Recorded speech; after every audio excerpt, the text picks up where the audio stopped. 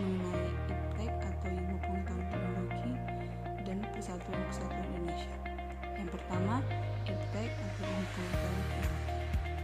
IPTEK seperti kita tahu merupakan ilmu pengetahuan dan teknologi yang berkembang seiring dengan kepandaian manusia dalam mengembangkan ilmu pengetahuan demi menunjang kemudahan dan kebutuhan kehidupan manusia maupun memudahkan manusia untuk melakukan kegiatan atau aktivitas sehari-hari. Berdasarkan perkembangannya seiring dengan zaman, IPTEK dapat diklarifikasikan menjadi dua, yakni perkembangan IPTEK sebelum abad ke-20 dan perkembangan IPTEK pada abad ke-20 dan setelahnya.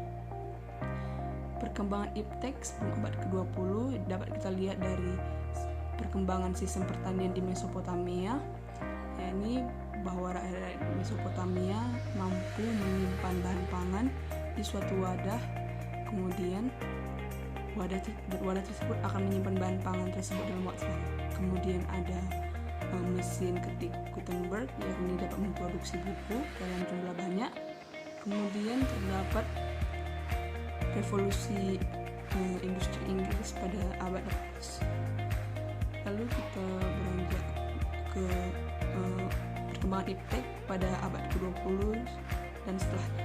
Perkembangan IPTEK pada abad ke-20 dan setelahnya dapat kita lihat dari munculnya internet, serat optik, komputer, dan sebagainya. Nah, perkembangan IPTEK yang memunculkan dampak negatif maupun dampak positif dalam bidang-bidang yang ada di kehidupan manusia, seperti bidang politik, bidang ekonomi, bidang sosial budaya, bidang kesehatan, dan sebagainya. Dampak negatifnya seperti misalnya pada bidang politik, dampak negatifnya seperti munculnya isu-isu hoax yang disebarkan oleh oknum yang tidak bertanggung jawab.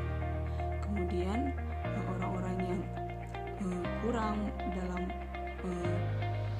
mencari tahu kebenaran peristiwa akan menyebarkan hoax tersebut.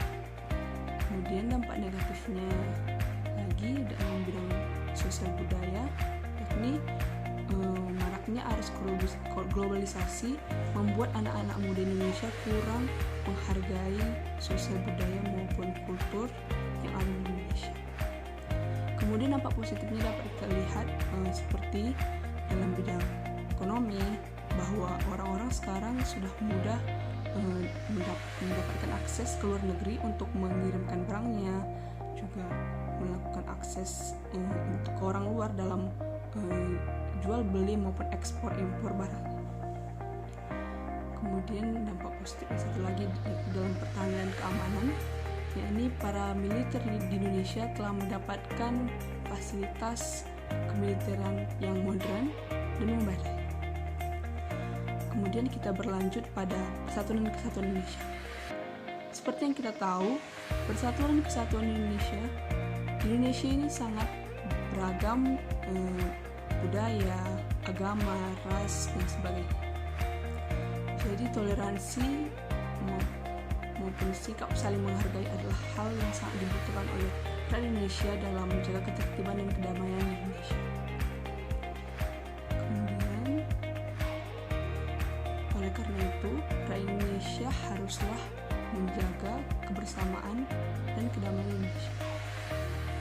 Salah satu faktor penunjang perdamaian yakni rasa toleransi terhadap keberagaman, kemudian rasa kesadaran akan keberagaman yang ada di Indonesia, kemudian rasa yang tidak apatis terhadap keberagaman, dan saling gotong royong. Rasa toleransi akan keberagaman di Indonesia dapat mengembangkan sistem integrasi seperti membangun pembangunan dan sebagainya. Kemudian Persatuan dan Kesatuan Indonesia juga haruslah menurut Kebinekaan Tunggal Ika seperti yang terdapat pada Undang-Undang Dasar, juga yang terdapat pada Pancasila. Sekian video orasi dari saya, Ruci Utamanik. Terima kasih.